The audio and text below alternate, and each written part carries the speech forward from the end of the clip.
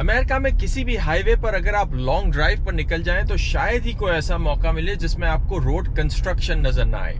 उसकी वजह यह है कि इंटरस्टेट हाईवे का नेटवर्क इतना बड़ा है कि एक जगह मरम्मत का काम खत्म होता है तो दूसरी जगह शुरू होने का वक्त आ जाता है। और शायद यही वजह है कि कई सालों से अमरीकी अवाम अपने पॉलिसी मेकर्स या लॉ मेकर्स को ये इल्तिजा कर रही है कि अमेरिका में एक मेजर इंफ्रास्ट्रक्चर अपग्रेड की जरूरत है, और अगर ये अपग्रेड अब ना की गई तो बहुत देर हो जाएगी। और लग ऐसा रहा है कि उनकी ये फरियाद अब हकीकत में बदलने वाली है।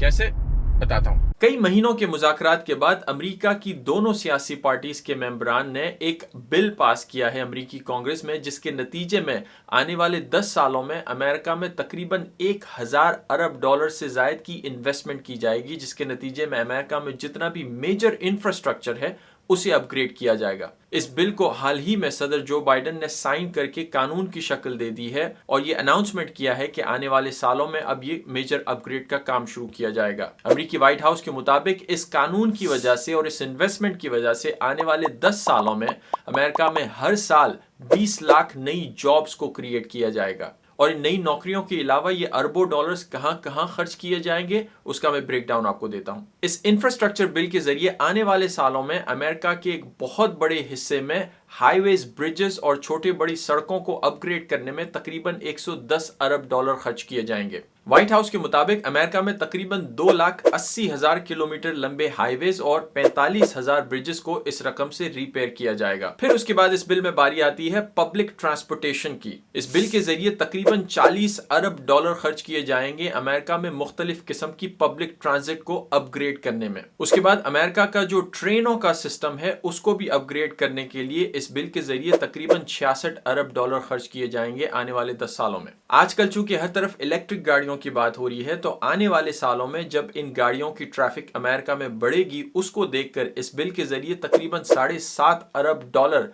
पूरे मुल्क में खर्च किए जाएंगे मुख्तलिफ जगहों पर इलेक्ट्रिक चार्जिंग स्टेशंस लगाने के लिए। उसके अलावा इस बिल के जरिए तकरीबन 5 अरब डॉलर खर्च किए जाएंगे मुख्तलिफ किस्म की इलेक्ट्रिक या हाइब्रिड स्कूल बसेस को खरीदने के लिए। अब बारी आती है इंटरनेट एक्सेस की। इस बिल के तहत अमेरिका के जो देही इलाके हैं या ट्राइबल कम्युनिटीज हैं या लो इनकम फैमिलीज हैं उनको बेहतर इंटरनेट की सहूलियात देने के लिए इस बिल के जरिए तकरीबन 65 अरब डॉलर खर्च किए जाएंगे। इसके अलावा अमेरिका का जो पावर ग्रिड है जिससे मुख्तलिफ इलाकों में बिजली की सप्लाई होती है उसको मजबूत या बेहतर बनाने के लिए तकरीबन 65 अरब डॉलर खर्च किए जाएंगे। इस बिल के जरिए एक बहुत बड़ी रकम तकरीबन 25 अरब डॉलर जो है वो अमेरिका के मुख्तलिफ एयरपोर्ट्स को अपग्रेड करने के लिए मुख्तस की गई है। उसके अलावा अमेरिका भर में जितना भी पानी और वेस्ट वाटर का इंफ्रास्ट्रक्चर है उसको भी इंप्रूव करने के लिए इस बिल के जरिए तकरीबन 55 अरब डॉलर खर्च किए जाएंगे आने वाले कुछ सालों में। इसके अलावा भी अमेरिका में छोटे बड़े बहुत सारे इंफ्रास्ट्रक्चर रिलेटेड प्रोजेक्ट्स हैं जिन पर आने वाले सालों में इस बिल के जरिए अरबों डॉलर खर्च किए जाएंगे।